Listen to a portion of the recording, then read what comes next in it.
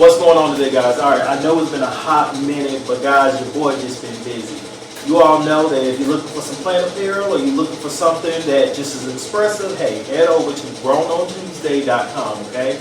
I'll take care of you. But check this out, guys. Today is watering day, and this is the thing that a lot of people don't talk about. When you have this many plants watering, it can be a little bit challenging because you want to make sure that you remember what plants you gave what to. You all know that I'm in the middle of fertilizing my plants, and I also actively feed my plants. Some of them I gave Super Thrive. We've been doing a lot of repotting lately. It's a lot of things going on, so watering isn't just watering.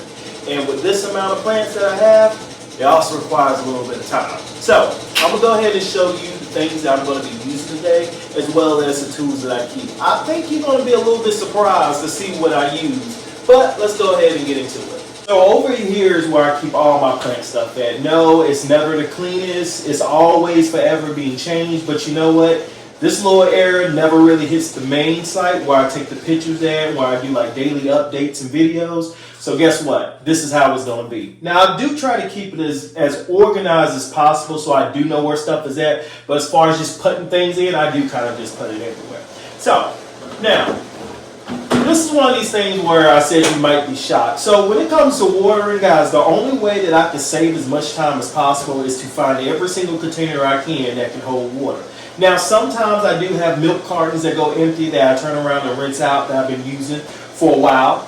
But sometimes I just have to become very just clever with it. Now, hopefully I don't have to become clever today. But if you see something odd pop up, just know I had to put water in it. Kind of a side note that's probably unplant related. Watering, I have to go into the kitchen. I have not done the dishes and stuff today. But guys, listen, if you want the real, this is the real. Let's go. Hopefully I'm not looking too bad in here. You know what, it is what it is. All right, so what I'm going to be doing is I always take water. You want to use room temperature water, okay? Let me turn this off. Room temperature water when you water your plants. I didn't realize that using cold water could shock your plants, and I believe I killed a lot of my plants. Also, another thing that I discovered, which is new to me, if you don't allow your plants to 100% dry out, they actually grow a lot faster and they look a lot healthier. I heard that with philodendrons, pothos, and monsteras, well, really not monsteras, as I learned, but those philodendrons and pothos, you can let them dry all the way out in between watering. Yes, you can, and yes, they will still look good, but I noticed that when I don't allow them to dry out fully, like become bone dry, they grow faster and their colors are a lot more vibrant. But anyway, room temperature water, okay? Now, this is one of these things where I have a milk jug that I'm going to rinse out. Now, the unfortunate part is this was sitting over here since yesterday morning, so I don't know if it has a smell to it. I don't smell it yet.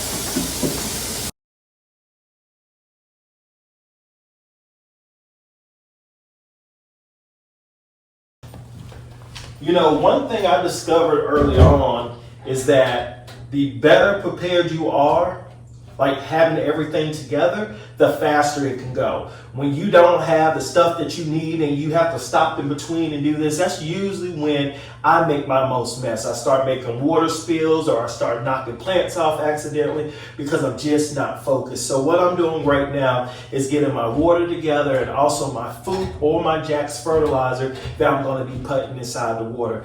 I don't believe I have anything I need to use the Jack fertilizer for, but again, I want to make sure I have everything available so I'm not moving. And another thing that I'm going to try to find is going to be some more of these watering trays, because we know when I start going around in this room, I start making a mess. Now, I don't believe that these 3 jugs of water is going to be enough. But for right now, those were the only containers that I could find. I do have a couple of water pitchers, and I'll use them if I have to get into like those hard to reach places. These are my 2 pitchers. These are the 2 pitchers that I have, but again, they don't hold that much water, as you can see.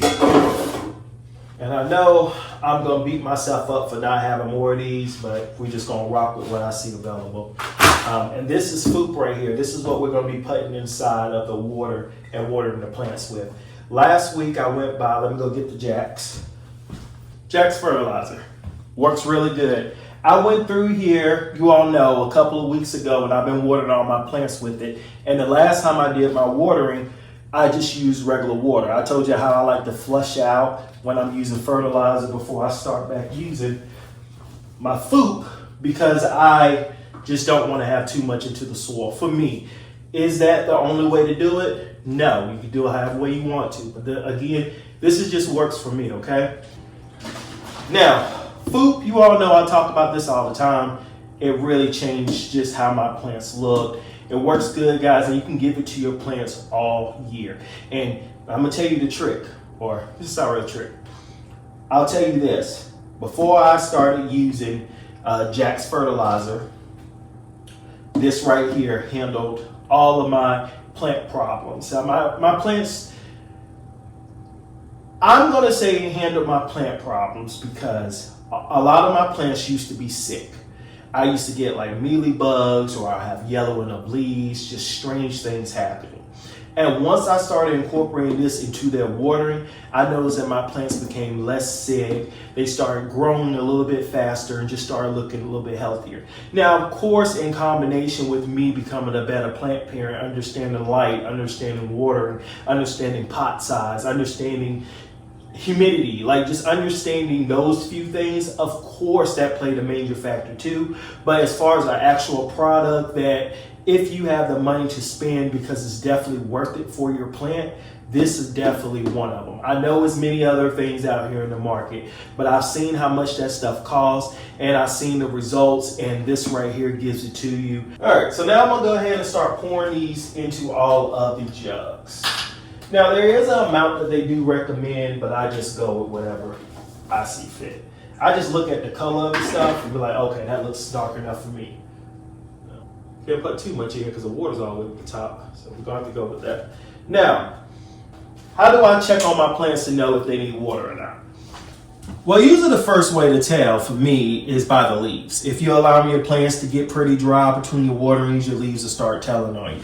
Now, they'll start doing like little bits of curling, like right here. Now, this is a Scindapsus exotica. Now, you know that this plant needs water is because the leaves will start curling. When this plant does not need water, the leaves pretty much lay flat, something that looks like this right here, okay? Scindapsus.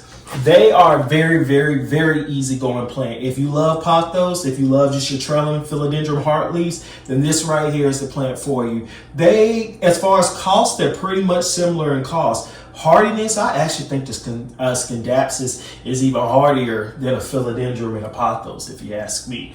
Now, these don't get a lot of pests. I have had this Scindapsus and another one that I have that has been around when I had like outbreaks of stuff, and usually if I did get a mealybug or something, it was like one or two. It was really easy, simple. It just didn't attract it. So I would say it's a really good beginner friendly plant. And I feel like what it gives you in return, it's just, you can't beat it. It has such a beautiful, just green and silvery, shiny color. The leaf is real thick, almost like leather. Like the ease of care, all you need to do is just get it somewhere where it can get some light. It does not need to be this close to the window in order for it to grow like this. However, the more light you give to your plant, the better and faster that it's going to grow. But is it needed for this plant?